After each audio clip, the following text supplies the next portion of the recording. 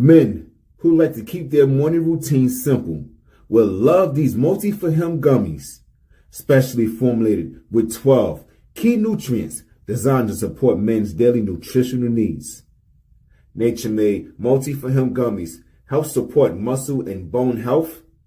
It improves your immune health, and it increases your energy metabolism. With the quality you can trust, nature-made multi-for-him gummies have no artificial flavors, no synthetic dyes, no high fructose corn syrup, no artificial sweeteners, and is gluten-free.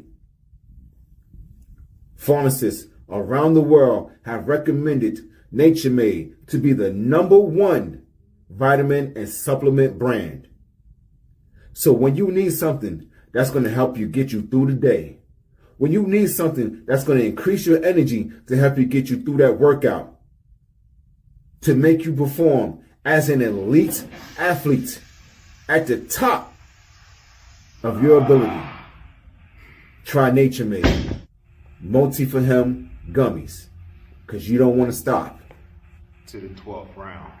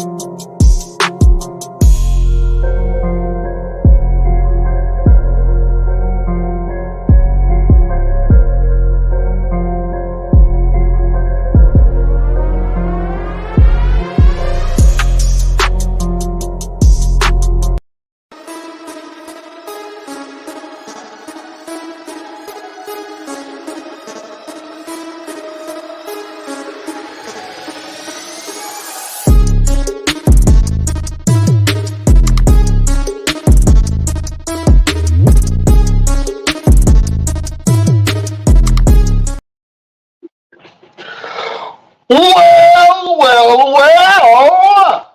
beautiful people, best damn nation, we back together like booty cheeks after a Diddy party. It's your boys of the best damn wrestling podcast. No. I am your humble host, Brian Renegade. Thank you for joining me on this beautiful Wednesday.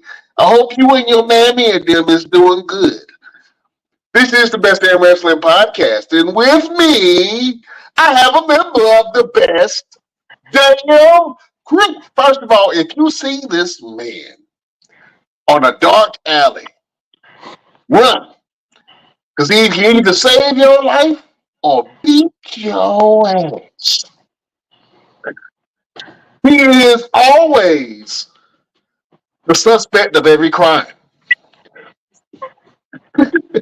You see his face on a lot of mugshots. Drawings. Mugshot drawings. The usual suspect. You get what I'm saying. The green-eyed bandit. He's your mama's favorite wrestler. And he can whoop your daddy, your granddaddy, and all your uncles' ass.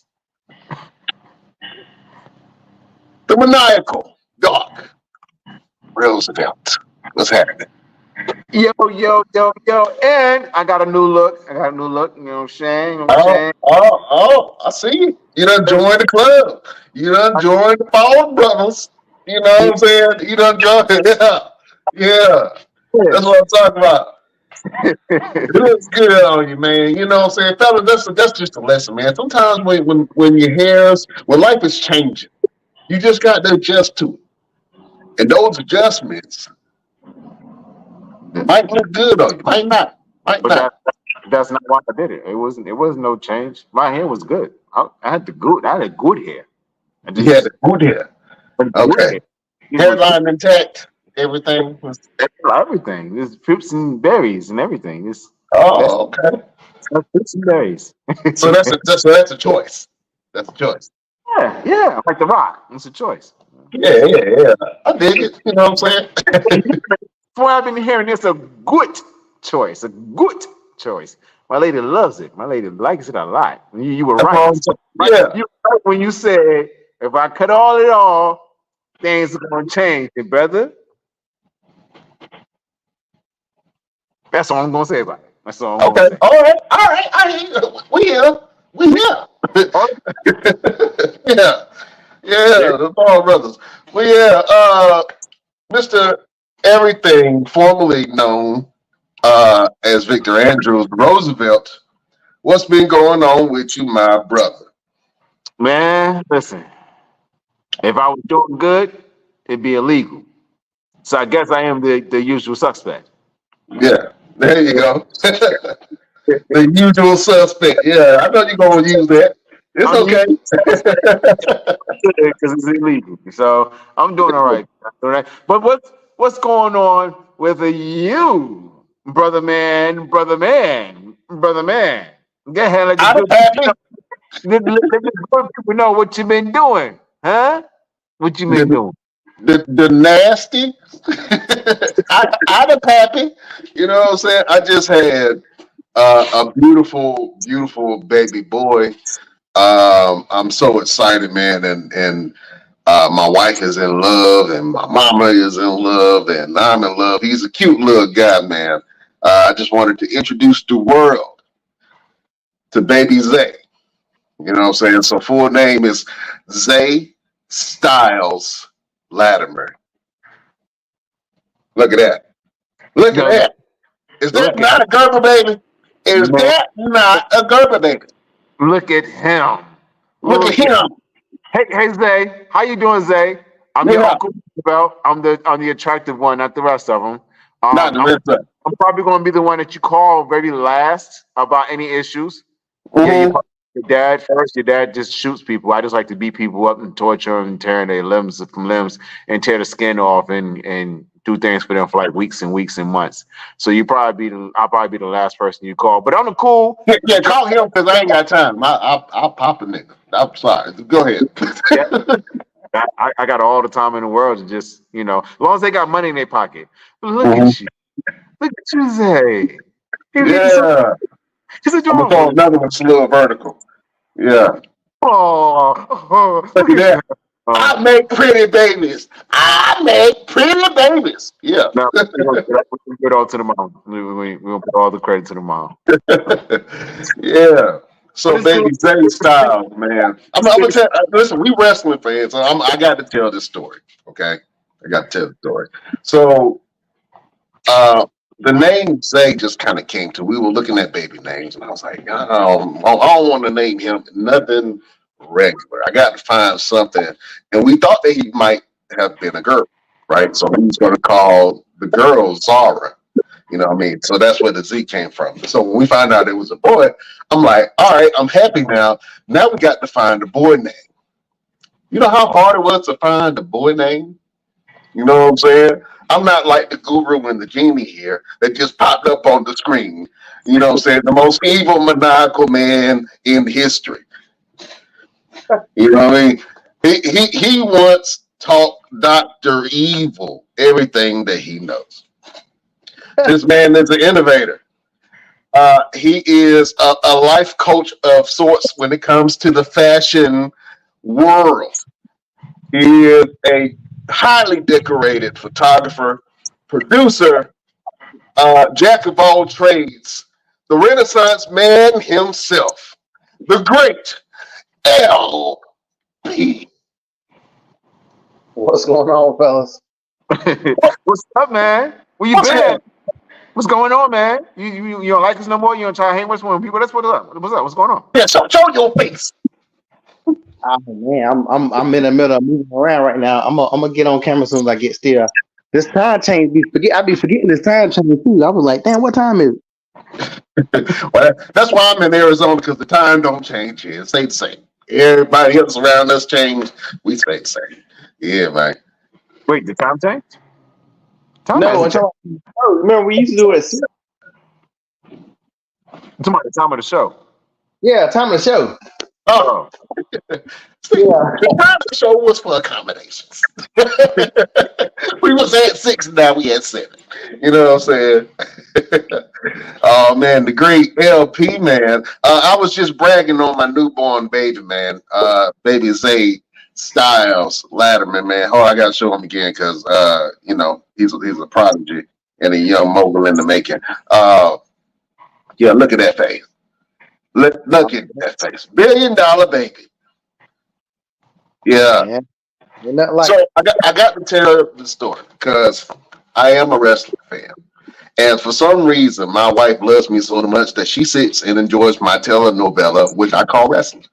And so we were watching SmackDown, and we were trying to figure out a middle name. Now, the middle name that we had came up with originally was Miles, right?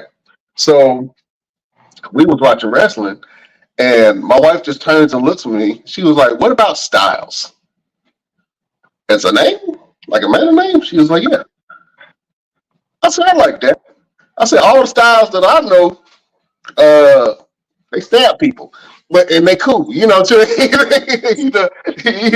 they in the streets or they just cool, you know what I'm saying?" So I was like, "All right, I like that. I don't know anybody with the real name Styles." And I was like, okay. So I started looking at the meaning of different things, and the name Zay means abundance and growth. You know what I'm saying? It also means one with many talents. So Styles means the same thing, one with many talents. So I'm just manifesting on my son. You know, he could be talented, like his pappy. You know what I'm saying? I ain't got as many kids as y'all, man. How many kids y'all got each? I both got 8 each, right? I got 3. I just got 2, one from marriage and then one of my own. So, I think Chef I'm got a, 2 too, I'm man. a, I gotta talk to this guy right quick. All right. Yeah, look at all this black father. Well, yeah, that's my wrestling tie. So my son has the name Styles, and obviously, I'm a fan of AJ Styles, but she came up with it, and so I asked my son. I was like, what do you think about these names? And he saw the name Styles. He was like, I like the name Styles. My older son. So I was like, okay, all right, that's what it's gonna be. If anybody questions me, you came up with the name. So that's how it is. Yeah. So they can say Styles, man. Did you test it with the baby? Did you say his name and did he react? Yeah, he reacts, man. And usually when people hear the name, they kind of chew on it a little bit. They be like, Zay. I like it. You know what I'm saying? You know what I'm saying? It was one of those names like you don't hear it a lot. But the crazy part was, all right, so I got to tell you the story because it's action packed, right? I got to tell you about the birth of my son. All right, I know everybody else ain't excited about it, but I'm excited about it. So we up in the room, right? My wife, we had to take her to the hospital. She had to walk around the hospital for about 45 minutes. I'm trying to make this very quick because it's long. You know what I'm saying? So anyway, we in there with the doctors and nurses. I'm up there cracking jokes. We playing some bets. I got all the nurses and the doctor placing bets on how big the baby is going to be and what time the baby was going to be born. I'm sorry, I'm a hustler. So I had everybody in there placing bets. I should have took the money. I should have played for money. We were just playing for bragging rights, but I should have played for money. Anyway, so I had everybody in there placing bets. All of a sudden, the doctor was like, hey, let's do a practice push. He was like, Dad, you want to come over here and help? I'm like, yeah, I can help. So I come over there and I'm holding up a leg, right? She got her leg right here, and I'm holding up her leg and I'm looking down at everything. And that's how you got to that situation in the first damn place. Everything. It was different. It was different though. It wasn't what I was familiar with. You know what I'm saying? I'll tell you that one. It wasn't what I was. It was different. So the doctor, while she was pushing, did the practice push. The doctor was like, "Hey, look, you can see the head." And so I'm looking at that. I'm like, "Oh, that is a head. Okay, that's crazy." So they kept on. So they told her to push. Right? She pushed 4 times. Baby head came out. You know what I'm saying? I'm like, "Oh snap!" Now at this point, he's like gray and blue. So they were a little concerned because they had to get his shoulders out. Now, unfortunately, he inherited his father's very broad shoulders. You know what I'm saying? So they had a hard time getting them out. So the doctor was like, all right, we got to move fast. The doctor put his foot on the table. You know what I'm saying? Start pulling. The nurse jumped on the table over me. And she up here spreading and pulling. And then the other nurse turning the baby inside. Listen, this was action. I'm out in the middle, stuck like, oh my God, what is going on?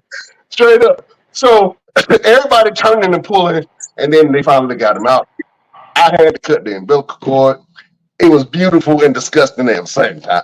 I loved it. You know what I'm saying?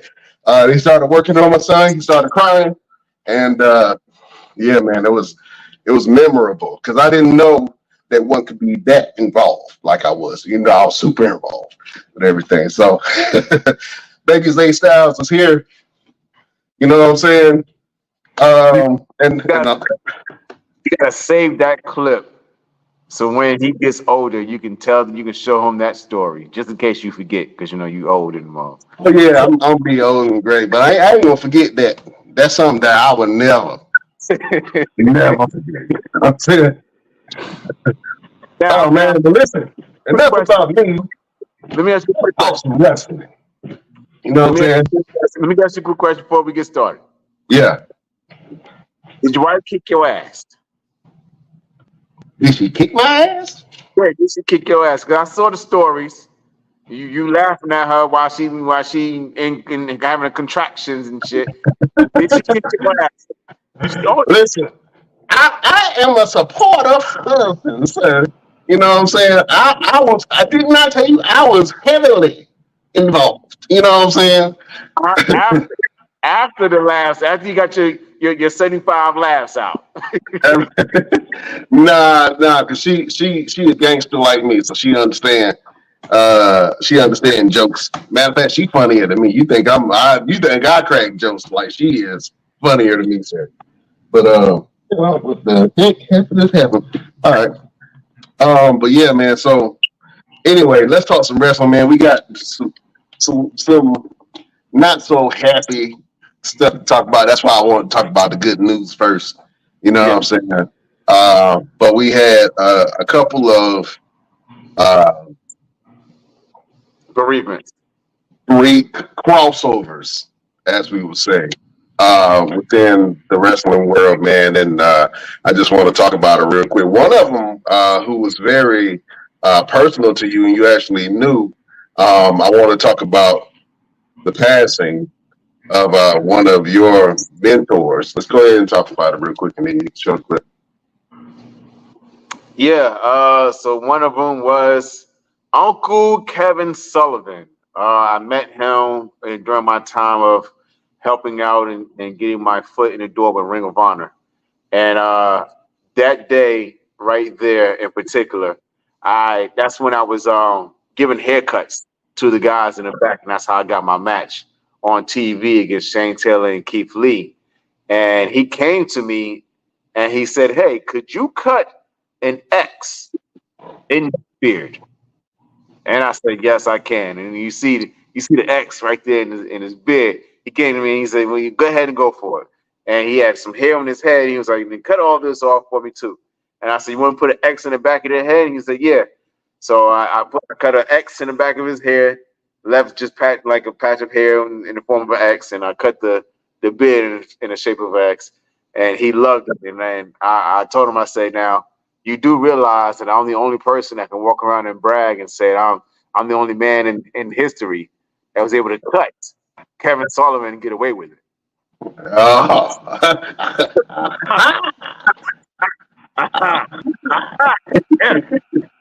And he laughs. He laughed so hard about that. But on that night in particular, it was Ring of Dishonor, and the match that he was there for was Steve Corino versus BJ Whitmer, and it was their unsanctioned match.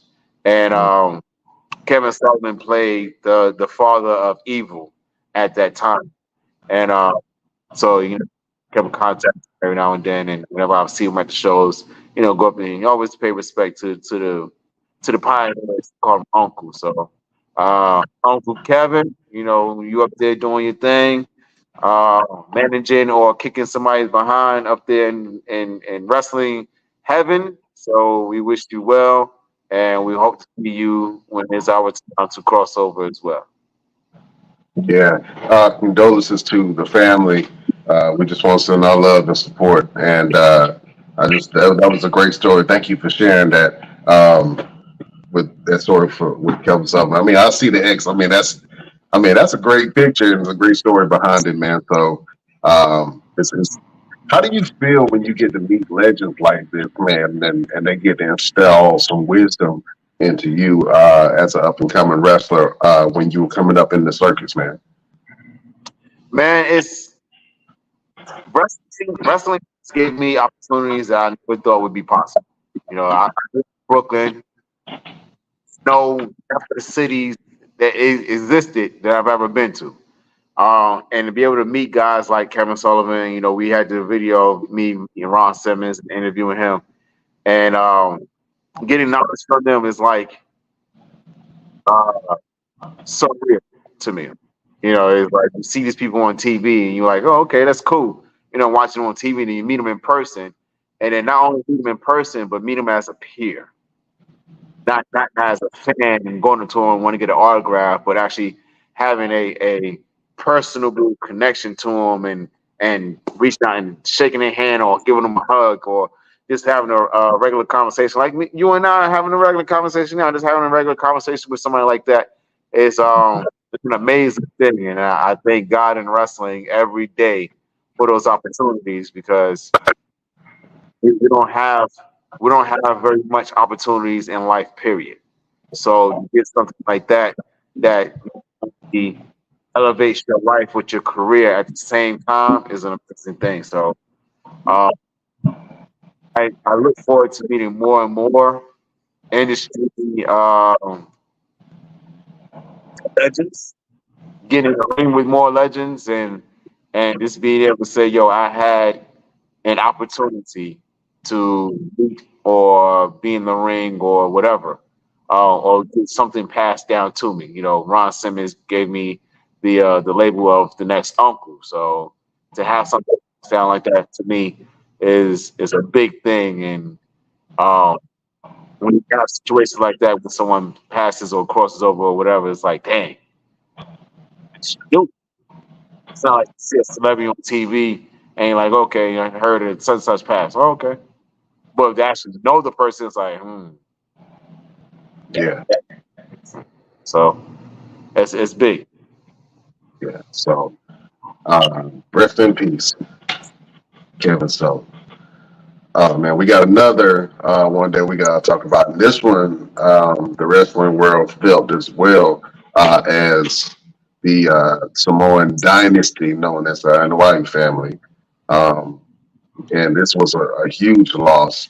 We lost Alpha Anoa'i, man. And let's talk about this real quick. That was a big loss to the wrestling world, known for wrestling and being a part let me get Mr. Everything. I know you. Do you have any personal dealings with Alpha? Did you ever have the opportunity to meet him? I have not had the opportunity to meet Alpha. I've met like the cousins and the nephews, like Lance, Jacob, um, and Alpha Junior. But I have not had the opportunity to meet Alpha Senior. But I know a lot of guys had trained under him. Um, and of course, I reached out to them and said, "Yo, man, I'm sending my strength and energy of understanding." because it's hard to understand when someone passes. So I had to extend that type of energy to them. But I have not had a chance to meet Alpha, and we just lost Sika too. So it's Yeah. like brother, then the other one's like, look, I'm going with him, type of thing. So, Yeah. and it's something.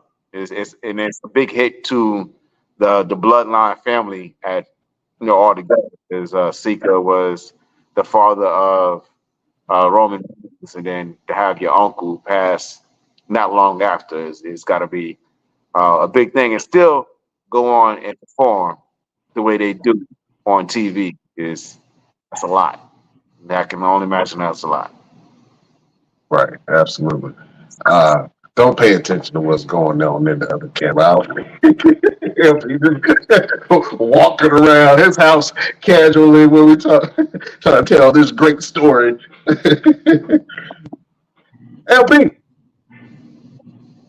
Yes, sir. Oh shoot, I didn't know I even hit that shit. Yeah, you up here walking around the houses. We just taking a tour of your whole house. Oh man. LP in the place B, man. We up here talking about the loss of both of the Wild Samoans, man. Do you have any fond memories of the Wild Samoans? Not really. That's a little bit before my time. I remember him a little bit. Um, but I definitely can't say I have any memory of any matches or anything like that. Yeah, Um, but I know you were a history buff. I know you done went back and saw some stuff. oh yeah, and I mean and that's the crazy thing when I go back and watch all the old Raws and stuff like that. They have that stuff, but they don't have a lot of that. They, I guess maybe they're probably working on it now. They don't have a whole lot of stuff you can just go straight to that stuff and watch like you would think they do. Well, they used to have it with the WWE Network, and now they have some stuff on Peacock. And I don't know how deep Peacock really gets with older wrestling content. I know they do have a lot of older wrestling content, but I haven't actually had the time to sit there and explore it. I just go there for the main events, and then if it's a documentary or something, I'll watch that. Um, but yeah, they used to have a WWE network where they had the archive of old wrestling material that you can go back on. So I guess you just got to YouTube it. You know what I'm saying? So all you youngsters not familiar with the Wild Samoans or Alpha and Seeker, of the original, the OGs of the bloodline, the ones that crowned Roman Reigns, the tribal chief. I'll go back and watch some of that old content. You know what I'm saying? You'll be surprised and highly happy that you did that because they were very influential in the wrestling business. Very influential to Paul Heyman. Paul Heyman even said that he learned the business riding with the Wild Samoans when he was 17 years old. You know what I'm saying? And so he's been involved with the bloodline from way back. You know what I'm saying? You know what I mean? So I know we all anticipating this bloodline feud, or what do you call it, the Civil War, because first of all, let's talk about it, because I've been gone for a while, damn it, and I've missed this man with all my heart. I got to take off my glasses. Your tribal chief, Roman Reigns, has returned. Last week, he exerted his dominance over the so-called new tribal chief, Solo Sokoa, and this fake tongue bloodline that we have now on SmackDown. And then come this past week, man, they totally demolished Roman Reigns in the ring. There's implications. They put their hands on the tribal chief. LP, ain't you furious that they put the hands on your the OTC real tribal chief? I don't have a tribal chief. I'm black. My tribal chief is Booker T. If I got to choose anybody, You say your tribal chief is Booker T. yeah, no, I don't have a tribal chief. I think I'm on the minority, of course. I don't know. I just don't. I don't like the way all of a sudden And I know they got to do it because Roman is face. But I don't like the fact that all of a sudden now Solo is like afraid of Roman or timid around Roman. When all this other shit was going on, everybody wanted Solo to be the one that jumped on Roman. There were plenty of times when he'll bump into Roman and everybody get excited. Everybody wanted it to be Solo. Now Solo doing it, and it's kind of like, everybody wanted to flip on it. So I personally think I can see why you said that. It's the same thing with Cody. Everybody wanted Cody to be champion, and then he got in and became this. Crybaby. Yeah, I ain't gonna go at Cody too hard. I was going about to say one stuff, but he turned into what we have now. You know what I'm saying? I get it.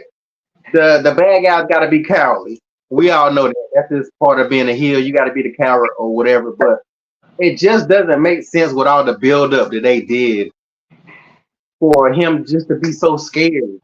Like to be honest, to be timid. Like I really think the bloodline has ran its course. I don't know why everybody keep on getting hyped about it. I can't get hyped. I can't get hyped about Lobster. Everybody getting hyped about. Like I really wish I could. Like the Wyatt Six. I want to get excited, but there are a bunch of mid-carders. I don't give a damn about not one person in the Wyatt Six. When you take that mask off, it's still Bo Dallas. It's still Bo Dallas. Bo Dallas cannot beat Chad Gable under no circumstance. But I understand that that's the story we're going with. Whatever. But like I don't know. Maybe I'm desensitized. I see so many people get excited, and I be wanting to get excited so bad. But I just like the Wild Six are a bunch of mid carders. When I look at the bloodline, I'm just like I said about the members. I don't know how good they was prior, but they haven't done nothing to impress me. Like they have not built them up correctly. So whenever the bloodline leaves, these guys are already getting put in mainstream situations now. But when the bloodline dissolves, what are they gonna do? Like I be looking to the future before I'm looking at what's going like when the bloodline gone, what's gonna happen to each member of the bloodline? How many of them are really gonna become stars? And y'all talking about another one? Who the other guy they talking about bringing in? From another damn? Yeah, you're bringing in another one. You haven't even established the ones that you have already. It's basically Marvel and DC. DC like shit. Marvel doing the Avengers. Let's jump into Justice League off gate. Let's not build up nothing. So I don't know. Maybe I know I'm alone because I see everybody else get so excited about it or whatever. But I don't like the way they punking Solo out because in the long run, it's making Solo look weak. And when all this stuff is said and done, just like people saying now, they want the old bloodline to come back. Jay Uso will be moving backwards if he go back, which I'm pretty sure he is. But Jay Uso, they got him. He's finally broken the shadow of his brother. So now you're gonna throw him back in the bloodline with Jimmy? Get the fuck out here! And you gonna throw Sammy in the mix for what? Why would you throw Sammy back into this mix? Sammy's over here having white people problems right now. He don't need to get back over here. He already done that shit. He got to worry about Braun Breaker and shit like that. Braun Breaker threw that dude like he was like he was wrong when he threw that dude up there. He got to worry about that white ass Steiner over there. He ain't got time to be worried about this stuff. So I don't know. Help me, y'all help me because y'all excited about it. Help me find a way to get excited about it. Well, this is what I will say. My excitement has quailed from what it should be, and I know what you mean. As a wrestling fan, I should be more excited than what I am. But the reality is, I ain't really watched. I watched bits and pieces on Broadway and SmackDown the last couple of weeks, and it had some periods where it started to fail in certain areas. And it wasn't really anything that was keeping my interest. And maybe that's due to wrestling overload. You know what I'm saying? I kind of feel like that with all this wrestling content. And like I'm seeing stuff on my social media pages. I'm watching it. I'm seeing clips. Like it's almost like wrestling overload. It's like so much wrestling now it's hard to get excited about stuff that you see. You know, and you right, LP. It's almost like you desensitized to it. So ultimately, I just want to watch a good show. You know what I'm saying? So now the storylines do matter. And now they do have a lot of storylines going on. One in particular, I think the most popular storyline right now, and I know we just talked about the Bloodline storyline, but the reality is the Judgment Day storyline is probably the most interesting storyline outside of CM Punk and Drew McIntyre, if you actually cared about that. You know what I'm saying? And the Bloodline storyline is just picked up because Roman came back, but now they're trying to establish Roman as a babyface, and that's still got to build. You know what I'm saying? So it's good that we do have some time back, and they're telling the story of Liv and Dominic and Rhea. They're telling the story of Damian Priest being outed and ousted from the Judgment Day on Raw. They telling the story of the Y6, and I'm interested to see who their next victims are going to be, or are they going to keep on targeting what they call American Made? Yeah. The group of Chad Gable and the Creeds and Ivy Nile, which I knew they were going. We knew they were going to do that because it just was a perfect fit. But I don't know if that group has a strong enough. I don't know if they're gonna keep them in a bubble. It feels like they're gonna keep them in a bubble. You know what I'm saying? Just like the Y6, it feels like they're gonna keep them in some type of bubble. You know what I'm saying? And you're right, LP. Now that I think about it, like who is going to be the breakout star of the Y6? None of them. None of them. None of them. By this time next year, we won't be talking about the Y6. I bet. Because I'm gonna tell you the problem with it. It worked when the Undertaker had a corporate ministry because the way they did it. Like they did supernatural, but they still kept it in the reality, so it wasn't too much. With this Y6, they making these motherfuckers indestructible. So y'all can't have it indestructible now. And then later on, it's like in an anime when the villain becomes a good guy, he just loses all his damn powers. He just ain't as strong as he was when he was a bad guy. Like you can't have this. It was the same thing with Bray Wyatt. You can't sit here and have Bray Wyatt be able to take all this punishment and then turn around and lose to a spear. You know what I'm saying, or something like that. That was my problem with the way they did Braun Breaker when he first time he fought Sammy. Like one haluva kick and that was it. Come on now. So like you gotta constantly build these people up. And I don't think they know how to build a wide. So I think that's the reason why you don't see a lot of supernatural stuff like that no more.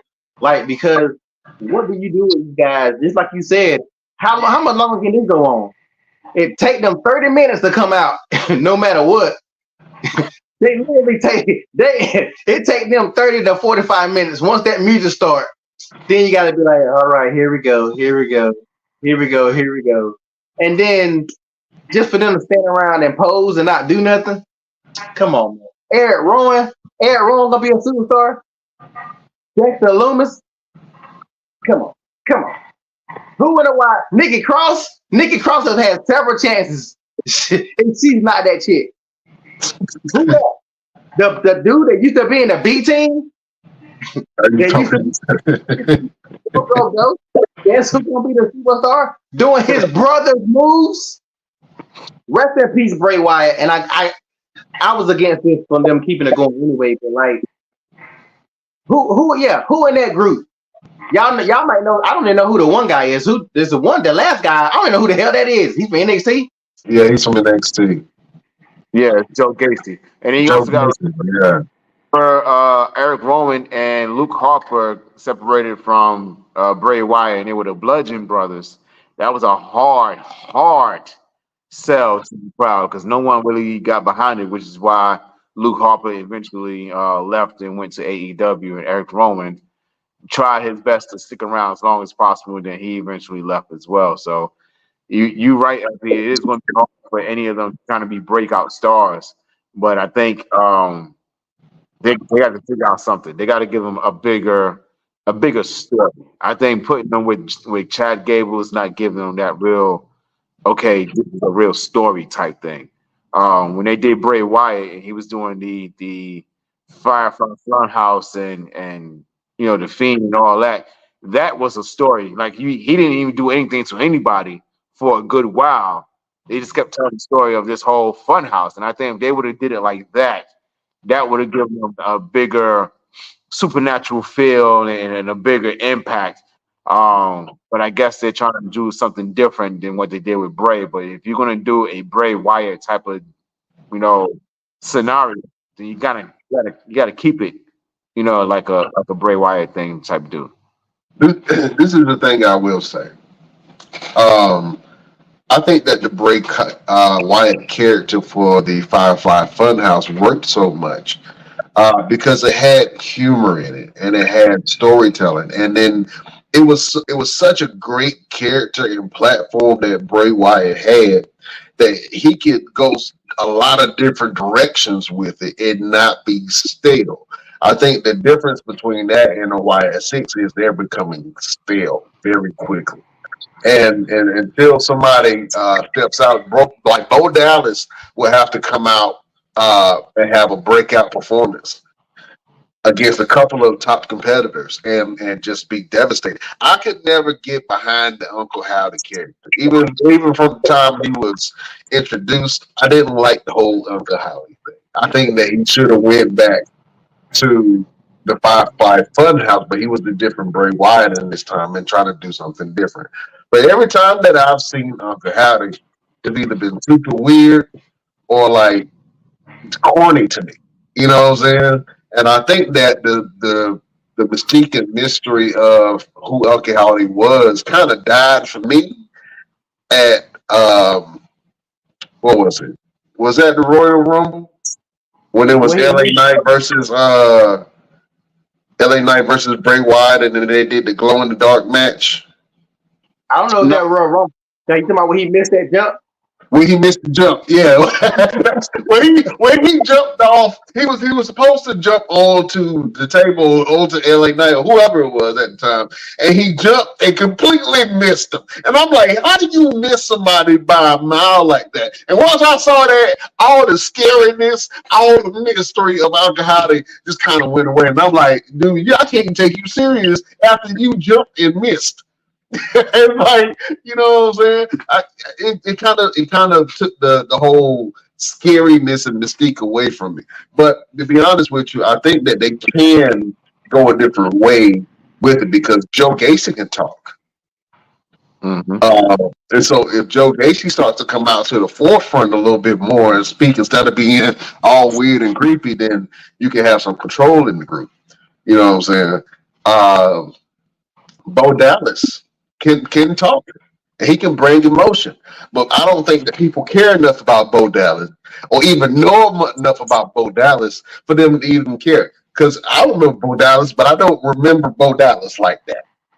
You know what I'm saying? I can't recall a Bo Dallas match. I just remember when he was doing the Bo Leave and the funny, funny guy in the ring. He was the comic relief in the groups that he was in. So I like Bo Dallas, but I'm not familiar with Bo Dallas. He was Continental champion. He was what? He was the IC champion before. Who did he face? Shucks. Who did he beat? Exactly. That's my point. I want to say it was JBL. It's like a little quick match. He won out of nowhere. Like no one expected. They did win the tag team to him and Curtis Axel, whatever. Curtis Axel, yeah, they did. They were tag team champions at one time, but they were looked at as a joke at that period. So when they did win, everybody was so surprised that they kind of won that they didn't really hold the belts that long. And I wanted to root for them. I wanted them to win because I did like Bo Dallas. But this Bo Dallas is really. I hope he has a breakout performance. They have to have breakout performances and make all this anticipation worth it. And they have to start torturing and really telling great storylines like they started to. But then they kind of pull off of it a little bit and let the other storylines kind of take the face of that. Like, when are we going to see the Judgment Day versus the Wyatt Six? Right. Yeah. You know what I'm saying? I think the biggest thing right now is it's too much pain involved with the Wyatt Six. They had telling their story of where they were and where they're at now. You know, Bo Dallas talking about his brother, and there's just too much pain, and people can't really get behind it because they're more into the sentiment of it rather than into the character of it because it's too realistic. You know what I'm saying? I think if they find a way to, I don't know, they got to change up something. They got to change up a lot with it. And like I said, they got to get out of the story with Chad Gable and the American made because it's not really doing nothing for them. And you got to remember when Bray Wyatt first came out with the Wyatt family, he didn't really get in the ring right away. He made sent like Luke Harper out there to do something. He sent Eric Roman out there to do something. He didn't really get in the ring right away, which is I think that's the way they're trying to do with Bo Dallas. But you can't do that with Bo Dallas because you have to introduce Bo Dallas to everyone. Everyone knew Bray Wyatt because he was Husky Harris on NXT, and then once he made that transition to Bray Wyatt, then he did his thing as Bray Wyatt for a little bit. And when it came to the main roster, it was the Wyatt family. So you have to introduce Bo Dallas, Uncle Howdy. You know, I think if you did the both of them, kind of like they did with Bray Wyatt and the Fiend. You know, if you do the both of them, you have Bo Dallas. He comes in and he does this thing. Let him get haunted by his past. Let him get haunted by the Bo leave and all that shit. Let him get haunted by that. And that can introduce a Firefly Funhouse type of character for the Uncle Howdy. And then you can actually do 3 characters in one person. You can do Bo Dallas, the Bo leave one.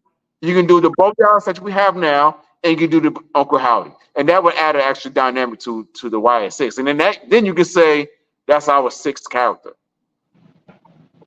I think that there has to be an element of fear along with Bo Dallas and his wrestling.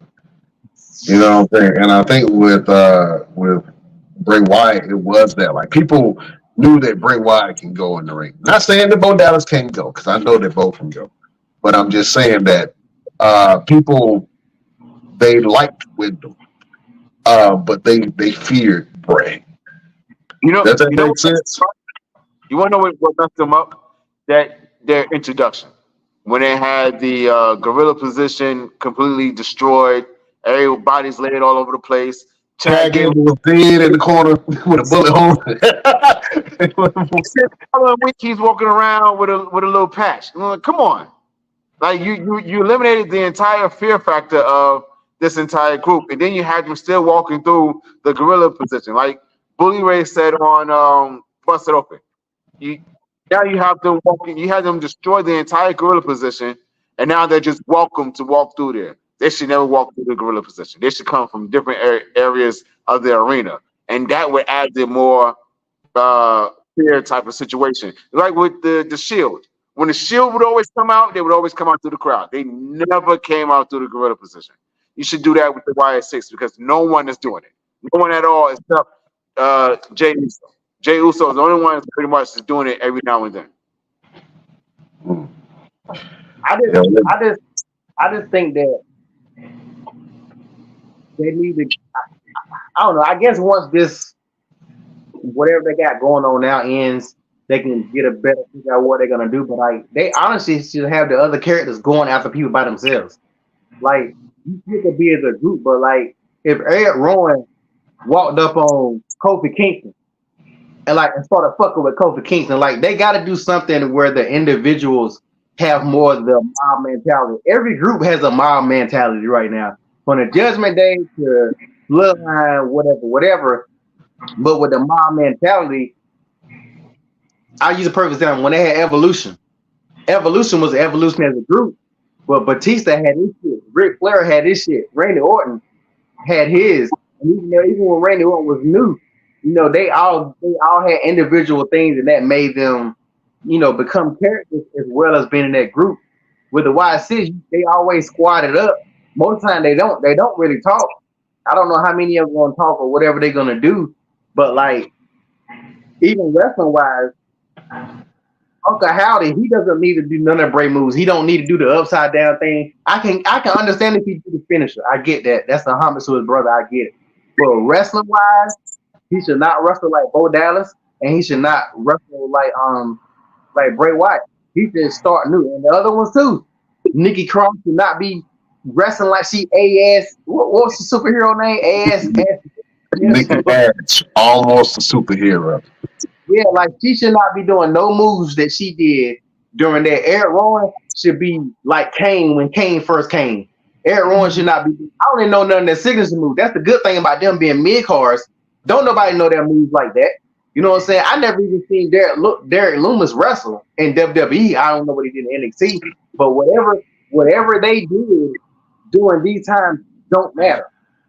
Like that's like Roosevelt. If every people who followed you and know your wrestling skills have seen you wrestle, they might know your moves or what you're gonna do. If you was in a dark fashion like that, you should rebuild yourself. And wrestlers never do this if you really pay attention. Like even the Undertaker always did the Undertaker move, no matter what version the Undertaker was. He may add one or two things, but like I guess I'm about to ask you that. Why don't wrestlers do that more? Like Stone Cold as a heel and Stone Cold as a babyface, his wrestling style should have changed up. Is it the fact that when you are a known wrestler, you got to keep doing the same moves? But like when you do something like that, like a dramatic change, shouldn't your technique and style change to match? Like Finn Balor, when Finn Balor is the whatever what is he the damn Demon, Finn Balor. when he's the demon, he should look nothing like Finn Balor. His finishing move shouldn't be it should be completely different. So I guess Rose, I gotta ask you that. Why don't you see that in wrestling? Because they're so fixated on the fans knowing exactly who they are based off their wrestling moves. Like with me, when I went from Victor Andrews to Roosevelt, I changed my moveset completely. Like I don't move the same way I did when I was Victor Andrews. I don't have the same finisher. Like my finisher now is my knockout punch. My finisher when I was Victor Andrews was the Claymore kick. You know, before then I was using the elbow drop. So I think a lot of wrestlers get so fixated on saying, okay, this is my 5 moves of doom, and this is what I'm going to continuously do because the fans know me for this. But I don't know. I think some of them just get to a point of complacency. I don't want to say laziness, just complacency and saying, you know what, I'm really good at doing these particular moves, and I'm going to keep doing this because they know me for this, and I know I can pull this off without no issues. And I think it's a situation of trying to learn something new, and it's very hard to create a move that's only going to be yours. Like if I get the spine buster, everybody knows this is Anderson spine buster. You hear it all the time. You know, the pedigree, you know, that's the Triple H thing. The super kick, once upon a time, was the Shawn Michaels thing. Now it's everybody thing. Everybody thing. Shit. It is that dynamic of it, and you're right. They should change up how they move based on who they are. Like when I'm a baby face, I'm all over the place. Bing, bing, bing, bing, bing, bing. When I'm a heel, I'm slow and methodical. You know, I'm setting the pace and I'm controlling the environment. So I don't know why a lot of wrestlers don't do that. And I ask people all the time, like, hey man, why don't you just change up what you do? Did they know for this? Well, you're not the same person. Yeah, that's definitely a question. Right. I'm sorry. We definitely got to ask more wrestlers that. Because I thought about that way back in the days when Hollywood Hulk Hogan came. I'm like, he's still doing a leg drop. Imagine if Hollywood Hulk Hogan would start a power bomb a motherfucker. Like, like boom. Like nobody would have Hulk Hogan power bombing folks. But no, Hulk Hogan was still doing the most powerful move in history, the leg drop. Yeah. That is a good question because I know if I was a wrestler and I had an alternative personality, I would definitely do things differently. You know what I'm saying? So that it's identifiable. You know what I'm saying? So some of the greatest wrestlers that we've known have made a lot of changes, but haven't made changes to their moveset. You know what I mean? Think about how many versions of Seth Rollins there have been. Hold on. Certain wrestlers don't really fall within there because they have a broad move set. So they can do a lot of other moves and still have their finishers. Now, if they're doing the same exact moves, for instance, I'll give you an example, like AJ Styles or Seth Rollins or a Ricochet, they can do multiple moves during the match and make it look interesting, no matter if they're babyface or if they're heel. But somebody like you just mentioned, like a John Cena, well, even John Cena had a different move set when he was babyface and when he was heel. A little bit. He had a different when he was doing the ergonomics. Didn't he have a different finisher? Once he started doing the FU, he didn't. I don't remember what I can't remember what. I think his first when he first started, he was a rookie. He was younger. He didn't really have a finisher. Because first he did what we call FU, and then they just changed it to the attitude adjustment. But I can't remember what he did. And where I'm currently watching that wrestling right now, he ain't popped up yet.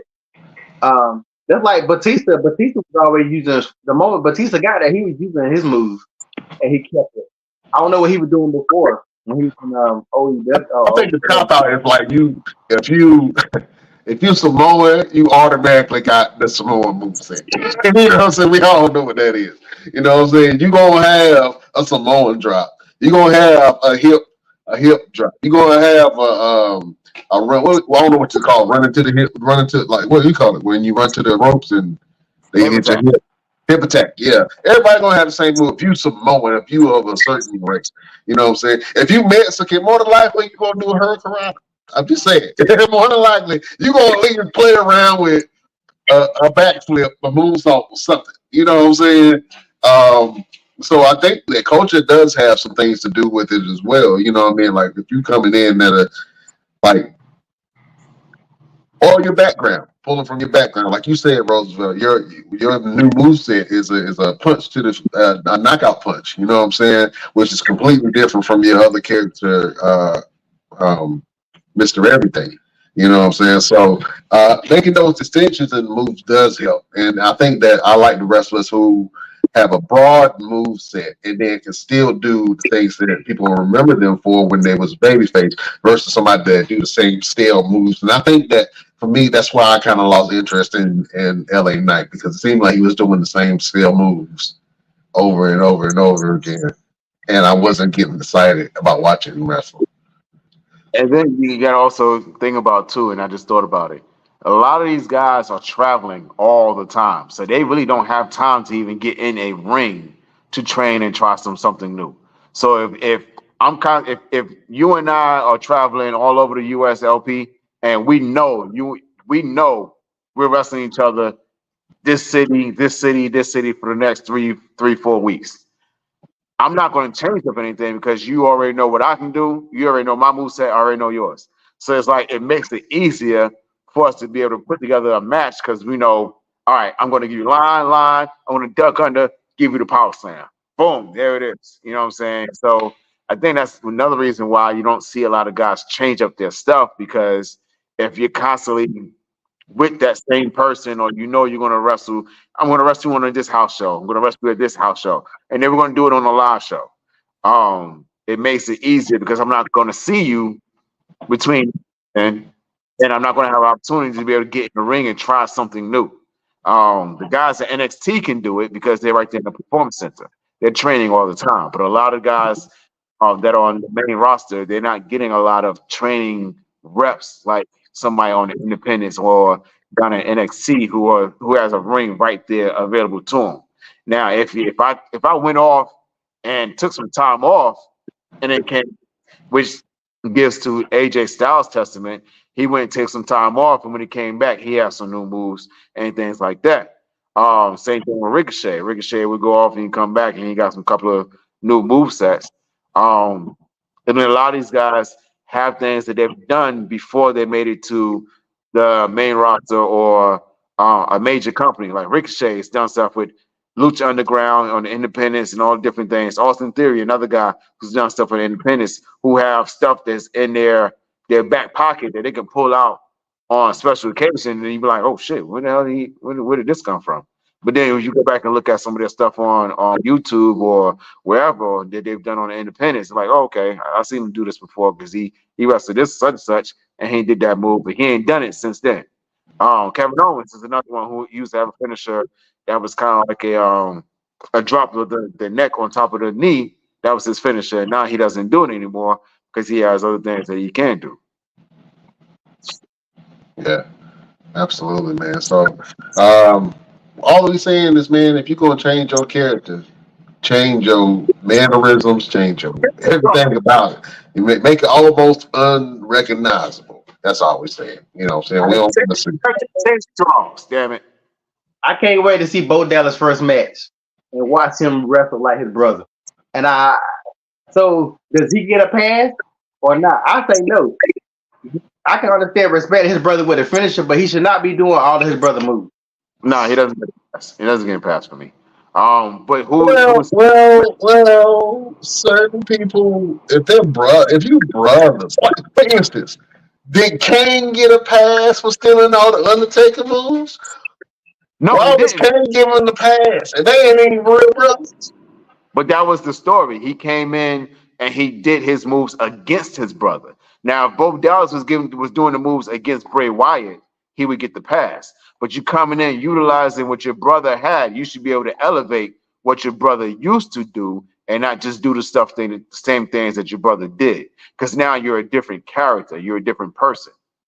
You know what I'm saying? Yeah. And you got to think about it. Once he has his first match, it's going to be against Chad Gable. It's going to be a one-on-one against Chad Gable. And then you got to think about it. Can he really stand toe-to-toe in the ring with Chad Gable? No, come on now. You know he can't. So you know the supernatural stuff is going to take more effect than anything else. It'd be different. That's why his first person should not have been Chad Gable. Chad Gable going to carry it, and Chad Gable going to make it look good.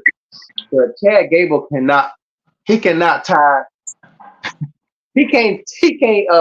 What your boy said. He can't even carry Chad Gable's jock strap. And then back to your question, Bo Dallas doing something his brother did. Booker T and Stevie Ray didn't do the same thing. Matt Hardy and Jeff Hardy didn't do the same things. Owen and Brett. Yeah, they didn't do the same things. Jimmy and Jay don't even do the same things, and they're freaking twins. So you have to find something that separates you from your sibling to say, okay, I can see you doing something like it, but I can see you elevating it and making it your own. Right. Yeah, it shouldn't be taking. If the Wyatt sisters is this powerful, it should not be taking them this long to take out Chad Gable. I mean, how long this been now? I mean, to be honest with you, the Creed brothers, and I'm not sure why they not letting them loose, man. But the Creed brothers, man, should be doing a lot more. Them boys are impressive, and I knew they were going to kind of pigeonhole them. Hopefully, they do more. Hopefully, we get to see them wrestle more, and I would love to see. Julius is a star, man, and once he come into his own, they're gonna have to separate him from his brother. But once he come into his own, I think he's gonna be a good one. Can I talk about something real quick? Because I got to get ready to run to the store. But I got to talk about this before I get off. The seeds have been planted that we finally going to get rid of the damn New Day. Because the New Day is about to be over with. If you have read these signs, Kofi is turning heel against Xavier Woods. It's only a matter of time. I think it's good because the New Day has been stale for years, and it's not the New Day without Big E. Let's just keep it a buck. Like, the New Day is not the same without Big E. Like, are y'all happy for that, or y'all still want to see them throwing out pancakes and playing trombones like some clowns? Like, I want to a Kofi and Xavier Woods match could set the world on fire if both of them get in there and tear this shit up. I think that the platform, they would have to lay the platform, and it has to be a big platform for it. If they're going to do that, I don't want to see them do it a throwaway event. You know what I'm saying? I don't want the New Day to break up, but they need to. They are so stale now, and it is not getting over. They were main event players, man, and now they are not even mid card. You know what I'm saying? And they're stuck in the middle trying to elevate other people, but they're not even looked at as a credible threat of a tag team. And I think that the introduction of Odyssey Jones was a great fit, but now they're trying to break them up, and it hurts my spirit. It's almost like the Hurt Business. When the Hurt Business started getting over and they were super popular, and all of a sudden they just like pulled a rug and then they started turning on each other. And it's like, Man, I hated to see it. I hated to see that. It hurt my spirit because I bought a Hurt Business. I had just bought a damn Hurt Business shirt, and then they broke up next week, and I was pissed. I was pissed. So I mean, I like the way that they're doing it. Hopefully, Woods doesn't go to the final testament or whatever that is. Whatever that is, I hope he don't go in that direction because I. Although putting Woods with their group would be a great mouthpiece for them, they got two managers that don't do nothing, and the AOP don't even talk, and they don't even talk English when they out there. You know what I'm saying? So, and Karrion Cross for some reason I don't like Karrion Cross. Sue me. I don't know. I don't like him. I don't like nothing about him. And every time he on my team, it's like I want to like the guy. He got everything that you need, but it's just not delivering for me. And I think that a lot of other people feel that same way, man. But hopefully that I would like to see. I think if Kofi did go heel, him and Odyssey Jones would be a really good pair together. You think it'll be Buffy going heel or Xavier? I think They're Xavier. gonna have Xavier going heel, but just for the sake of argument, LP said that Kofi was going heel. I think that makes sense, but Odyssey Jones is not a heel character. You know what I'm saying? So the New Day have been heels before, but they were assholes. So they wasn't like bad guys. They were just jerks, and they just kept winning, and they were braggadocious with it. So I can't see that happening unless they put some gold on them again. You know what I mean? I like Odyssey Jones that way it was a great fit. And I don't know for the life of me why they just didn't have Big E around Kofi and Woods. Like he's already a part of it. Why don't you just have him out there with him as a manager and still be Big E and bring that energy and still keep the group going? Big E ain't got to wrestle. Right. And I don't know if he wanted to take that role of being the manager for the New Day, but you keep the group together. And I think the missing piece was Big E. You know what I'm saying? So I think we'll see how this plays out. I think that's why things are playing out the way it is now to add that dynamic of we don't have Big E. Why are you trying to replace him? And I think that's why he kind of stayed out in the background and not walking up there with them because then they can tell the story of you trying to add somebody. You know why you need to replace Big E? Because y'all stale. Because y'all ain't going nowhere. Y'all been in the mid card for the last since 2 years since Big E got hurt. Yeah.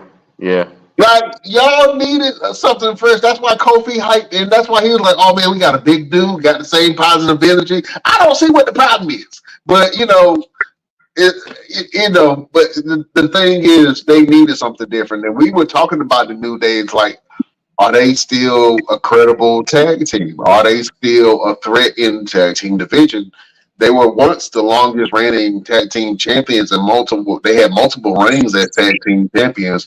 But once everybody tried to find individual success, things started to shift around, and the dynamics of the group started to shift a little bit. And even though they kept together, the group, the reputation of the New Day is not the same.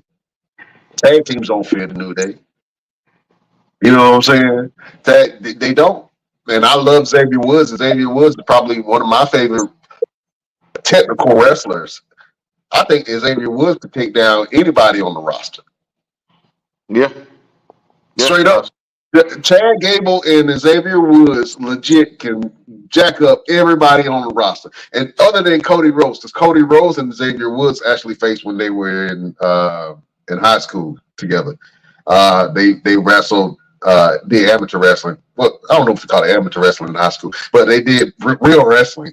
And they had some battles for it. Yeah. I legit think that the Xavier Woods, and people look at the Xavier Woods and they like, this guy? Yeah, that guy can whoop half everybody on the roster. And I don't care how big they are. You know what I'm saying? In a wrestling match, in a real wrestling match, Xavier Woods would dust everybody off. Mm-hmm. And I believe that. Other than Chad Gable, I think and when him and Chad Gable got into the ring, I was so excited because it was a great match. You know what I'm saying? It was a great match. But LP is so super elated that the New Day is breaking up, and I'm I'm hurt by it. I'm hurt. Look at he had to dip off because he knew I was telling the truth. Oh man. Well, listen. It was a great show, man. It was one thing that I did want to talk about. I wish LP was still on, but I did want to talk about the Olympics, right? And they had a lot of different sports being introduced into the Olympics. Here we go. Even breakdancing was introduced to the Olympics. Now I don't know who chose these people. I don't know who chose the judges. It was horrible, and it did not deliver. I think that it was disrespectful to not include the forefathers of breakdancing and breaking into the judges panel. I think that should have been a huge. And I don't understand why the United States didn't win the breakdancing competition. You telling me that nobody from Queens, nobody from the Bronx, nobody from California, you know what I'm saying? Nobody was qualified enough to break? Nobody. Listen. New York by itself. That's all I gotta say. That's all I gotta say. No, it don't mean nothing because New York wasn't there. They didn't show up. Where was New York at? Where were the original forefathers of the breaking? They couldn't get international clearance. Had warrants. Had a couple of warrants. Yeah, I got it. But so this is a question that's been asked, and I know some big heads. I can't remember who said it. I won't say Vince Russo, but I may be completely wrong. But anyway, there's a lot of people that's been asking, should professional wrestling be included into the Olympics? No. Roosevelt, you are a wrestler. You are a decorated wrestler. You are a champion in multiple promotions. You have wrestled all over the United States and all over the world. You don't want to see professional wrestling at the Olympics? And if so, how would that even work? Exactly. How would that work? Because I'm sorry. If you don't know, I'm going to drop a ball on you. It's predetermined. It's predetermined. So you can't say, "Oh, I actually beat this person in a competition," because if you and I get ready to wrestle and they say, "Roosevelt, you're beating Brian. Have fun." Yeah, it was just a little, you know what I'm saying? Like, no. Mm-mm. Like you didn't have the Les twins at the break. The Les twins. Yeah, I was thinking that. Why weren't they representing the United States? I don't know. Right. The girl from Australia, and the biggest thing I hate about what talking happened. about Ray Gunn that was doing the kangaroo hop. Looked like somebody. She looked like a roach that you spray Raid on. They just. For one. I know that the person that won is of Asian descent. I don't know what country. You said Ray Gunn with no hesitation. We don't even know who the hell won the damn breakdancing competition. True that. Now, I'm gonna go to pole vaulting. Who won pole vaulting? Who do you remember that competed in the pole vaulting? You don't remember?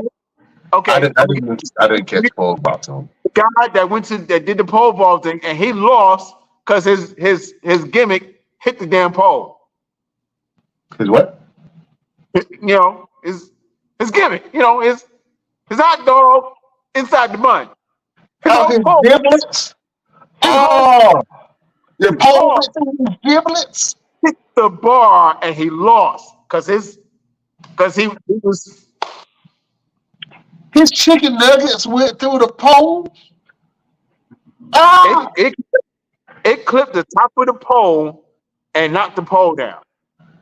His tip hit the tip. Ah!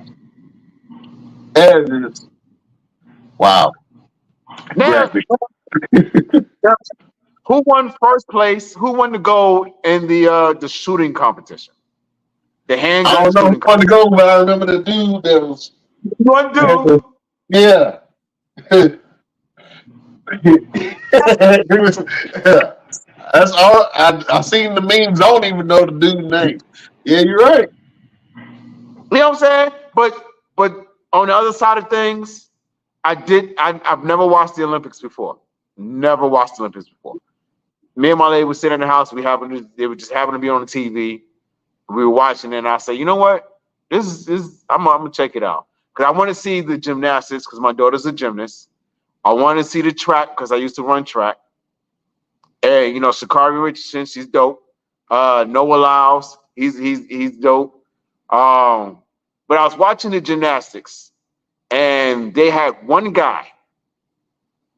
His name was Steven and hey, I can't remember. I can't pronounce the last name, but it started with an N. But his first name was, and he was brought there to do one event, and that was the pommel horse. And I sat there and I watched, and this man, the Olympics started at 6 o'clock in the morning, 6, 7 o'clock. His event didn't go on to almost 5, 6 o'clock that evening.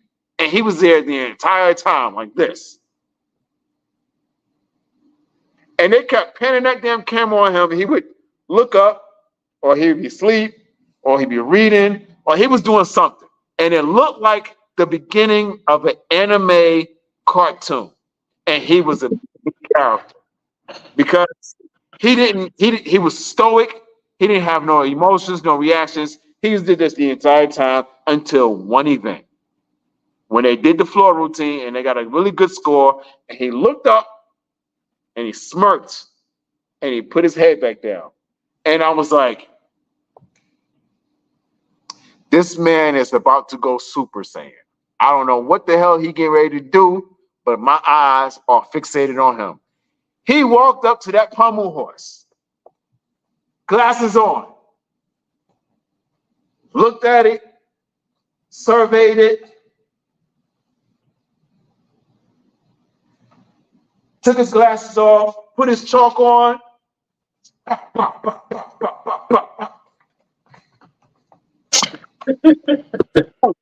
and walked off. And they gave up his score, and he just went crazy. And I was like,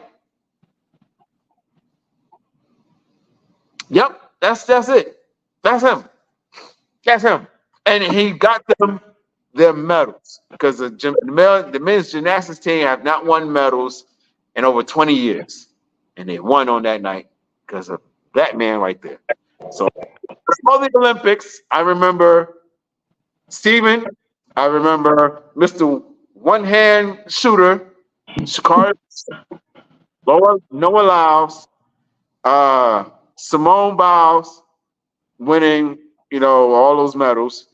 The controversy with the I think she's Asian or Mexican or something, but she ended up having to give up one of her medals. No, she was African American descent. I don't know exactly what she was. Yeah, But but she ended up having to give back one of her medals because of the scoring situation or whatever. And Ray Gunn, Mr. Pole can't make it over the pole. so I'm gonna circle back to the original question that I asked you, and I'm gonna ask another question on top of that. If wrestling was in the Olympics, you already gave me the answer. It should not be in wrestling, but I mean, it should not be in the Olympics. But if professional wrestling was in the Olympics, how could you make it work? You can't. There's no way you can. Because again, you have everyone competing at a legit all out. This is the only way I'm going to win is if I beat you.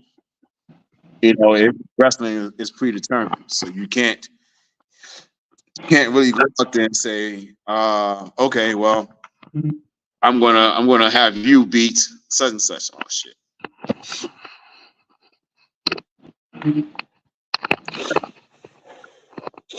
All right, so it's different ways that I think is ways that you could do. Maybe if you had an opponent in the ring and then you try to put on the best match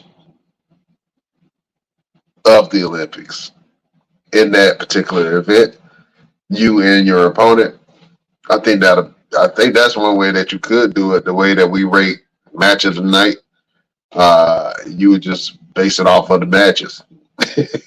Not sure how that would work or not. But that's a good question. So, Best Damn Nation, man, let us know what you think. Do you think that professional wrestling should be in the Olympics? Let us know in the comment box. Let us know on all of our pages what you think. And we will get back to you and possibly read some of your answers online. Well, this was a beautiful, great show. Thank you for joining us. You could have been anywhere in the world, but you ain't right here watching your boys, and we appreciate that. We love you. Thank you for supporting us like you does, man, and checking us out. We appreciate all the love that you have given us throughout this 2-year journey of this podcast. I want to give a special thank you to all of our sponsors, Nature Made, Marriott Bonvoy, Brick House Nutrition, Fanatics, IdleCam, Orlando Vacations, Eyeglasses.com, Tour Hub, Phoenix Foodies, Hilton Honors, and more. So thank you guys for continuing to support the show like it does, giving us the resources that we need to keep this thing pushing. And if you want to follow us on social media, you can go to our Instagram at the Best Damn Wrestling Podcast. You can go to our Facebook group, the Best Damn Wrestling Podcast. You can go to our Facebook page, the BD Wrestling Podcast. You can go over to our X or Twitter, as it was formerly known, at Best Damn Crew. You can go over to our Twitch, the Best Damn Wrestling Podcast. We got a TikTok. You can visit us on TikTok at Best Damn Wrestling Crew and go to our damn store.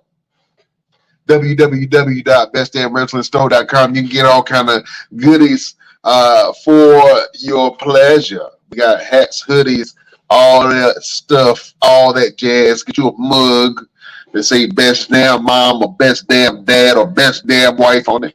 You know what I'm saying? You can get you a t-shirt. You know what I'm saying? Keep on supporting the Best Damn Wrestling Podcast. You know we love you like play cousins. So go over to our damn store and get you a damn shirt. Damn it. My name is Brian Renegade. You can follow me on all platforms at Brian Renegade. You can also follow LP on his platforms, One Click Photography Shoots.